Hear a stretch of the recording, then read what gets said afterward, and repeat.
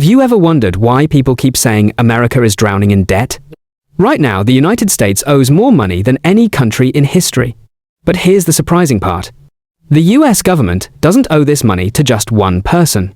It owes money to millions of investors, pension funds, banks, foreign governments, and even ordinary Americans. So how did America get here? Every year, the government collects money through taxes. It then spends that money on things like Social Security, Medicare, the military, education, roads, and public services.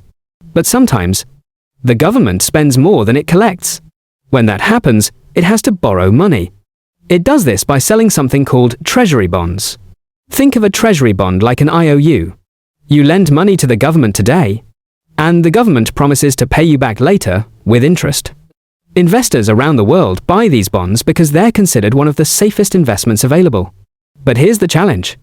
The more money the government borrows, the more interest it has to pay every year. That's money that can't be spent on other priorities.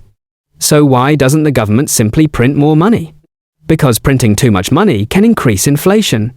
And higher inflation makes everyday life more expensive. That's why managing government debt is a balancing act. Some debt helps grow the economy. Too much debt can create serious long-term problems. So, should Americans panic? Not necessarily. The US still has one of the largest and strongest economies in the world. But economists agree that controlling debt over the long term is important for the country's future. Understanding how government debt works helps you better understand taxes, inflation, interest rates, and the economy. If you enjoyed this video, like, subscribe, and join DollarVest for simple explanations about investing, money, and personal finance. Thanks for watching, and I'll see you in the next video.